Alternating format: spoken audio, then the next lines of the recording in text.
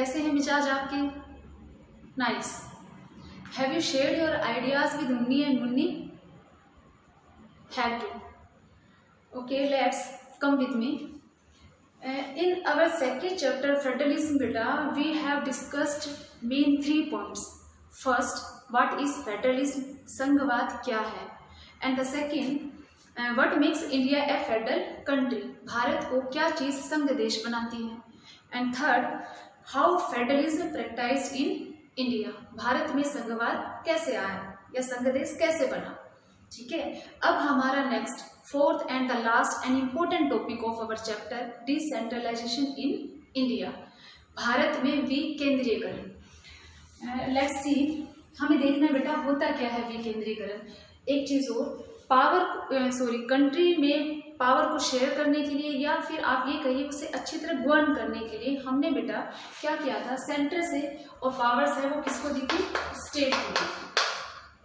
ठीक है ना, मतलब 2 टायर सिस्टम, 2 स्तरीय सरकार कि केंद्र से और शक्तियां जो है वो राज्य सरकारों को दी थी ताकि काम अच्छी तरह से हो। लेकिन इंडिया जैसा लार्ज या वास्ट जो कंट्री, उसके लिए बहुत मुश्किल था, वेरी टिपिकल टू गवर्न। ठीक है ना, लार्ज कंट्री को गवर्न करना या चलाना है, उस पर शासन करना, और वो भी तब जब भारत के राज्य जो हैं वो बहुत बड़े हों, लार्ज इन साइज। अगर हम एग्जांपल लें तो states of India are so large as the independent countries of Europe. Europe के स्वतंत्र देश जो हैं उन देशों जितने हमारे राज्य हैं। जैसे फॉर एग्जांपल कि अगर हम पॉपुलेशन देखते हैं आपके यूपी की या महाराष्ट्र की, तो वो आपके रशिया और जर्मनी से भी ज़्यादा है, वो देश हैं। और हम कर रहे हैं बात भारत के राज्यों की। इसीलिए हमें लगा कि इसे और एफिशिएंटली गवर्न करने के लिए या स्टेट्स को रन करने के लिए हम पावर को और शेयर करते हैं, मतलब उसे और बांटते हैं। तो उसके लिए हमने क्या किया, सेंटर से और स्टेट से, दोनों से पावर को लिया, मतलब सेंटर और स्टेट, केंद्र और राज्य दोनों से लिया, और हमने एक और तीसरे स्तर की सरकार बना दी, लोकल गवर्नमेंट, स्थानीय सरकार, या जिसे हम बोलते हैं बेटा थर्ड टायर ऑफ गवर्नमेंट, सरकार का तृतीय स्तर। ठीक है, इट मीन्स डिसेंट्रलाइजेशन या विकेंद्रीकरण क्या हुआ? देखो, अगर हम डी को हटाते हैं तो सेंट्रलाइजेशन का मतलब केंद्र में शक्तियां, मीन्स आपका ये, ठीक है, और डी का मतलब केंद्र से बांटना। तो पहले हमने क्या 2 टायर सिस्टम किया, अब हमने इन दोनों से किसको दिया? लोकल गवर्नमेंट को दिया। It means when power is taken from central and the state government and given to the local government, means third tier of government, it is called decentralization of power. मतलब केंद्र सरकार से बेटे और राज्य सरकार से शक्तियां लेकर उसे स्थानीय सरकारों को देना ही आपका सत्ता का विकेंद्रीकरण कहलाता है। यही आपका क्या है? डिसेंट्रलाइजेशन। अब हमें देखना है कि इसके पीछे क्या आइडियाज थे। ठीक है ना, what basic ideas behind decentralization, सत्ता के विकेंद्रीकरण की हमें इतनी आवश्यकता क्यों थी? देखो, एक छोटा सा एग्जांपल लेते हैं अच्छी तरह समझने के लिए। सपोज करिए कि आपके घर के अंदर आप 4 या 5 या 6 जो भी मेंबर हैं, ठीक है। अब हमें देखना कि काम कौन करता है। अगर सारा काम घर का जितना भी है, छोटे से लेकर बड़े तक का सारे काम अगर आपके पापा को दे दिए जाते हैं या आपका हेड ऑफ द जो भी फैमिली है उनको दे दिया जाता है, तो बड़ा मुश्किल है। बाहर का भी देखना, अर्निंग का भी देखना, घर में ज़रूरत की चीज़ें भी देखना, घर को संभालना भी, इवन आप बच्चों की ज़रूरतों को भी देखना बहुत मुश्किल है। इसलिए पापा को लगा कि बाहर और घर दोनों संभालना मुश्किल है, तो क्यों ना पावर को शेयर किया जाए। इसलिए उन्होंने कुछ जिम्मेदारियां या कुछ काम आपकी मम्मी को दे दिए। ठीक है, अब मम्मी का काम क्या रह गया? घर में आपकी ज़रूरतों को देखना, ठीक है ना, और घर वाले काम करना। पापा है वो बाहर से चीज़ें लाना और देखना, ठीक है ना, आपको किस चीज़ की ज़रूरत है वो आपको ला दिया और वो संभालना। मम्मी घर पर आपको देखना और आपकी ज़रूरतों को पूरा करना। ठीक, आपके काम जो बाहर से लाने का है या फिर आपकी ज़रूरतों को देखना है वो दोनों कर रहे हैं, मम्मी और पापा। अब आपकी कोई चीज़ कहीं होती है, ठीक है, कि कहीं आपका बैग है, आप स्कूल से आते हो, कहीं आपके टाई है, बेल्ट है, आपकी बुक्स हैं वो ऐसे बिखरी पड़ी हैं, शूज़ जो है वो रैक के अंदर नहीं है। मम्मी ये चीज़ देख रही है, वो आपसे क्वेश्चन कर रही है, पूछ रही है, बेटा ये बुक किसने यहाँ रख दी, खाना किसने छोड़ दिया थाली में, इसे रखो, ठीक है ना, ये टाई यहाँ पर किसकी है, इसे उठाओ। अब मम्मी को लगा कि इनका काम भी अपनी अच्छी तरह से नहीं करते। उन्होंने क्या किया, उस काम को और बांटा। सब अपना अपना काम जितना पॉसिबल हो खुद करेंगे, मतलब अपनी चीज़ें सही जगह मैनेज करना, उनको सही जगह रखना, ये कौन? बच्चे खुद करेंगे। अब क्या और तरीके से होने लगा, मतलब सबके काम अलग अलग हो गए। घर में जो भी काम करना है वो मम्मी का है, लेकिन आपका काम है वो आप करेंगे। आपकी चीज़ें रखना, ठीक है ना, सही जगह मैनेज करना, बुक्स हैं वो बैग में, शूज़ हैं वो आपके रैक के अंदर, प्रॉपर जो आपका प्लेस है वहाँ आपका बैग भी है या बाकी सारी चीज़ें हैं। इधर उधर कोई चीज़ आपकी बिखरी हुई नहीं है। अब मम्मी को ये नहीं पूछना कि ये किसका है और ये किसका है, ये किसने किया, ठीक। बाहर से सब्जी लाना है, जो भी काम है वो आपके पापा कर रहे हैं, ठीक है। घर में जो क्या बनाना है वो आपकी मम्मी कर रही है। पहले मम्मी ये देखती थी कि आपको क्या चाहिए, ठीक है ना, अब किस चीज़ की ज़रूरत है। अब आप खुद बताएंगे कि मुझे इस चीज़ की ज़रूरत है, अब मेरे ये पेन खत्म हो गया, अब मुझे नोटबुक्स लानी है। अब घर में बनाने का काम है मम्मी करेंगी, यही चीज़ें जो बाहर से लानी है वो पापा करेंगे। मतलब आपके सबके काम बट गए और अच्छी तरह से होने लग गए हैं। तो यहाँ पर जब सारा एक के पास था तो वो पापा थे सेंट्रल गवर्नमेंट, और फिर कुछ मम्मी के पास आ गया स्टेट का और कुछ आप लोगों के पास आ गया, तो अब काम अच्छी तरह से हो गया, ठीक है ना, मैनेज कर लिया आपने। तो बेटे वही यहाँ पर भी है, हमें भी ये देखना है कि बेसिक आइडियाज क्या है बिहाइंड डिसेंट्रलाइजेशन, ठीक है ना। विकेंद्रीकरण के पीछे क्या बुनियादी सोच थी या क्या ऑब्जेक्टिव्स, उद्देश्य क्या थे। देखिए let's see, problems and issues are best settled at the local level, कि आपके जो भी स्थानीय जो आपका स्तर है उस स्तर की जो भी समस्याएं हैं उन समस्याओं को अच्छी तरह से सुलझाया जा सकता है, क्योंकि there are large problems in the local areas, बहुत सारी समस्याएं होती हैं।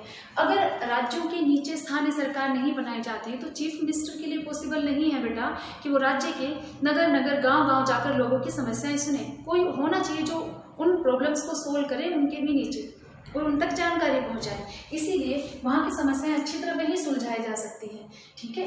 Next, people have better knowledge of problems in their localities, वहाँ के जो स्थानीय निवासी हैं उनको अच्छी तरह से पता है कि उनकी मेन समस्या क्या है, ठीक है, और उसे वही सुलझा सकते हैं। कि एक गांव है तो उस गांव के अंदर मुख्य समस्या क्या है, क्या हॉस्पिटल की है या प्राइमरी स्कूल की है या सैनिटेशन की प्रॉब्लम है, ठीक है ना, या पोल्यूशन ज़्यादा होता है या ट्रांसपोर्टेशन फैसिलिटी नहीं है, तो इन समस्याओं की जानकारी उनको अच्छी है। वैसे ही जैसे अगर आपकी कोई समस्या है कि मेरी ये चीज़ खत्म हो गई है, अब मेरे को ये लेकर आना है, वो आपको खुद को पता है कि मुझे किस चीज़ की ज़रूरत है, किस सब्जेक्ट में मुझे प्रॉब्लम है, मुझे उसके लिए ट्यूशन रखना है, ठीक है ना, मुझे कितना ज़्यादा पढ़ना पड़ेगा कि मेरा काम पूरा हो जाए, ये मम्मी नहीं बता सकती, पापा नहीं बता सकते। तो वैसे ही लोकल एरियाज की जो प्रॉब्लम्स हैं वो अच्छी तरह से अंडरस्टैंड कौन कर रहे हैं, वहाँ के लोगों को पता है कि उनकी ये समस्या है, ठीक। दे हैव बेटर आइडियाज, उनके पास अच्छे विचार, बढ़िया विचार भी होंगे on where to spend money and how to manage things, कि पैसा कहाँ खर्च करना है और किस तरीके से खर्च करना है। कि आप कहो कि मुझे रजिस्टर लाने पर पतला या मोटा कैसा लाना है, पेन लाने हैं तो कौन से लाने, आप बताएंगे, ठीक है। बताने के बाद आपको पापा वो चीज़ ला कर देते हैं। तो यहाँ पर भी वही है कि पैसे कहाँ खर्च करने हैं और किस तरह से खर्च करने हैं कि गांव का या शहर का विकास हो जाए। कि ये 2-4 चीज़ें जो हमने बताई बेटे वो सारी कम है, उनमें से उन्हें लगता है कि स्कूल भी खुलना चाहिए, कि गांव में प्राइमरी स्कूल नहीं है लेकिन नियरेस्ट किसी एरिया के अंदर बहुत अच्छा स्कूल और कॉलेज है, तो उन्हें ये लगा या तो गांव में स्कूल खोला जाना चाहिए, ठीक है, या फिर ट्रांसपोर्टेशन फैसिलिटी अच्छी होनी चाहिए उस नियरेस्ट अर्बन एरिया से कनेक्ट करने के लिए, ताकि उनके बीच का गैप जो है, डिस्टेंस जो है वो रिड्यूस हो जाए। तो इसके लिए क्या, अगर ट्रांसपोर्टेशन फैसिलिटी अवेलेबल हो जाती है तो इजीली गांव से और बच्चे वहाँ कॉलेजेस में पढ़ने के लिए जा सकते हैं। ट्रांसपोर्ट फैसिलिटी आ जाने के बाद एक ये भी प्रॉब्लम सोल्व हो जाएगी कि इजीली आपका जो मटेरियल है, बिल्डिंग मटेरियल आपके गांव में आएगा, रिसोर्सेज आएंगे, गांव में डेवलपमेंट भी होगी और स्कूल भी खुल जाएगा, प्रॉब्लम सोल्व होगी। मतलब पहले किसकी ज़्यादा ज़रूरत है, ठीक है, उसके ऊपर वो विचार करते हैं और उन्हें ये भी पता है कि किस तरह से कितना पैसा लगाना है, ठीक। नेक्स्ट देखिए, people directly participate in decision making, लोग जो है वो सीधी भागीदारी करते हैं, प्रतिभागिता बढ़ती है उनकी, किसमें, निर्णय लेने में। कौन सा निर्णय लेने में, कि हमारे गांव के लिए हमें क्या चाहिए और कैसे करना, वो खुद कर रहे हैं, दूसरे पर डिपेंड नहीं है, ठीक है। जैसे आप खुद बता रहे हो कि पापा मुझे ये चीज़ चाहिए और मुझे इस बार ये ऐसे चाहिए, इस तरह की लानी है, तो यहाँ डिसीजन मेकिंग का काम जो है वो लोग खुद कर रहे हैं, किसके लिए, अपने एरिया के डेवलपमेंट के लिए, तो वो और अच्छा हो जाता है, ठीक है। It has to inculcate a habit of democratic participation, decision making मतलब निर्णय लेने के साथ साथ बेटा उनके अंदर आदत भी बनती है, किसमें, लोकतंत्र में भागीदारी की, कि वो खुद भाग ले रहे हैं निर्णय प्रक्रिया के अंदर भी और काम भी खुद कर रहे हैं, दूसरों पर डिपेंड नहीं है। तो पार्टिसिपेशन की ये हैबिट डेवलप करना है वो डेमोक्रेटिक कंट्रीज के लिए या डेमोक्रेसी के लिए बहुत ज़्यादा जरूरी है, क्योंकि जितना ज़्यादा हम भाग लेते हैं लोकतंत्र में, लोकतंत्र उतना ही ज़्यादा मजबूत बनता है। कोई आपके लिए काम थोड़े समय तक करेगा, जब तक आप खुद नहीं करेंगे जब तक आपका काम नहीं होता है। और ये इसीलिए ये सारी जो है मतलब ये जो ऑब्जेक्टिव्स हैं इनको ऑब्टेन करने के लिए या फिर इनको पूरा फुलफिल करने के लिए हमने क्या किया बेटा, थर्ड टायर ऑफ गवर्नमेंट बनाई कि उस एरिया का विकास अच्छी तरह से हो जाए। एक छोटी सी कहानी सुनाती हूँ। देखो, जैसे आप ये आपने बचपन में सुना होगा कि एक बार एक किसान जो है उसके खेत में कटाई का समय आ रहा था, तो वैसे ही ऑब्जर्व देखने के लिए चला गया कि उसकी फसल पक गई है या नहीं। जब वो खेत में गया तो उसके खेत में उन फसलों के बीच में चिड़िया ने अंडे दिए हुए थे, इसमें छोटे छोटे बच्चे थे, अंडों में से निकले हुए थे। चिड़िया उस वक्त घोंसले में नहीं थी। किसान ने पूरे खेत का निरीक्षण किया और खुद ही अकेला अकेला बात कर रहा था, बड़बड़ा रहा था कि मेरी फसल पकने वाली है, मुझे कुछ ही दिनों में मजदूरों को बोलना होगा कि वो फसल काट कर चले जाएं। ठीक है, उसके बाद वो चला गया। चिड़िया जैसे ही घोंसले में लौटी तो बच्चों ने उससे कहा, मामा आज किसान आया था और वो ये कह रहा था कि वो कुछ दिन में ही मजदूरों से और अपनी फसल को कटवाएगा, तो इसका मतलब हमें घोंसला खाली करना होगा। तो उसकी माँ ने कहा कि नहीं बेटा, अभी इसका समय नहीं आया है। फिर एक दो दिन बाद किसान फिर आया, उसने फिर से खेत पूरा देखा, ऑब्जर्व किया और करने के बाद कहा वो फसल तो बिल्कुल ही पकने वाली है, मुझे मजदूरों से बात करनी पड़ेगी फिर से कि वो जल्दी ही इसकी कटाई करें। ठीक, फिर उसके बाद जैसे ही चिड़िया घोंसले में लौटी, उसके नन्हे चूजों ने फिर से कहा कि मामा आज वो फिर आया था और वो आज फिर कह रहा था, ठीक है ना, कि फसल पकने वाली है या तैयार होगी लगभग, मुझे मजदूरों से बात करनी होगी। तो क्या माँ अब हमें घोंसला खाली करना पड़ेगा, क्योंकि बच्चों को उड़ना नहीं आता था। तो उसकी माँ ने कहा नहीं बेटा, अभी समय नहीं आया। कुछ दिन बाद किसान फिर से आया और उसने देखा उसकी फसल बिल्कुल पककर तैयार हो गई है। उसने कहा, ओह ये तो तैयार है, अब तो मुझे खुद ही कटाई करनी पड़ेगी, अब मैं खुद ही इसका काम शुरू कर देता हूँ, कल सुबह ही आता हूँ और फसल को काटना शुरू करता हूँ। ये सुनने के बाद जैसे ही चिड़िया घोंसले में आई, ये बात बच्चों ने सुनी और जैसे ही चिड़िया घोंसले में आई तो बच्चों ने अपनी माँ से कहा, माँ आज किसान ये कह रहा था कि अब वो खुद ये काम करेगा, ठीक है, और वो कल ही सुबह फसल काट देगा। उसकी माँ ने कहा, बेटा अब घोंसला छोड़ने का समय आ गया है। जब तक बच्चों ने उड़ना भी सीख लिया था। इसका क्या मतलब है? इसका मतलब यही है बेटा कि जब तक हम खुद अपने लिए काम नहीं करेंगे, कोई हमारे लिए इतना नहीं करेगा। तो एफर्ट्स हैं वो खुद के होते हैं। ऐसे ही यहाँ पर है कि लोकल गवर्नमेंट जो है वो अपने एरियाज के डेवलपमेंट के लिए खुद अच्छी तरह से जानती है कि कहाँ पैसा लगाना है, किसमें ज़्यादा ज़रूरत है और कैसे लगाना है। ठीक है, इसीलिए उनकी पार्टिसिपेशन की हैबिट भी बनती है। अपने गांव के लिए वो मिलकर डिसीजन या निर्णय लेने का काम भी करते हैं। तो ये आपके ऑब्जेक्टिव्स हैं किसके, बिहाइंड द डिसेंट्रलाइजेशन। नेक्स्ट बेटा, आफ्टर डिसेंट्रलाइजेशन ऑफ पावर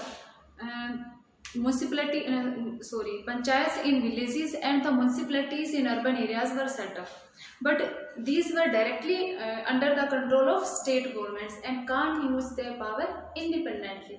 मतलब गांव के अंदर या रूरल एरियाज में पंचायत समिति या पंचायतें बनाई गई और ऐसे ही शहरों के अंदर आपके म्यूनिसिपैलिटीज बनाई गई, परंतु उनके ऊपर अभी भी पूरा नियंत्रण जो था वो किसका था? राज्य सरकारों का था। वो अपने साधनों का अपने आप प्रयोग नहीं कर सकती थी। ये कब तक था?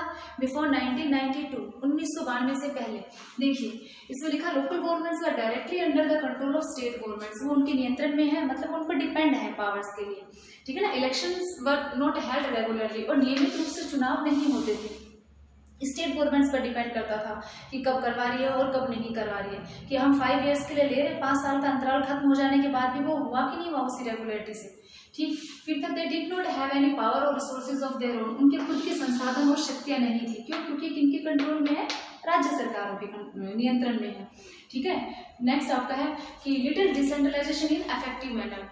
इसका मतलब ये है कि बहुत कम मात्रा के अंदर आपका जो विकेंद्रीकरण, सही मायने में हमने सत्ता का विकेंद्रीकरण जिस कार्य के लिए किया था वो इतना अच्छा नहीं हुआ। ठीक है ना। ये बहुत कम तरीके से ही प्रभावशाली रह पाया। अब हमने इसके लिए चेंज किया 1992 में। ठीक है, 1992 के अंदर। और ये जो स्टेप उठाया गया, इसमें क्या कॉन्स्टिट्यूशन में अमेंडमेंट किया गया to make the third tier of government more powerful and efficient, और प्रभावशाली और शक्तिशाली बनाने के लिए। तो हमने कुछ पावर्स जो हैं पहले भी ली थी और लोकल गवर्नमेंट को दी थी, परंतु अब वो उसे इंडिपेंडेंटली यूज करे। ये आपका है, देखो it is mandatory to hold regular elections, कि ये अनिवार्य या आवश्यक हो गया कि नियमित रूप से चुनाव होंगे आपके पंचायत के भी और आपके म्यूनिसिपैलिटीज के, मतलब गांव में भी और बेटा शहरों में भी होंगे।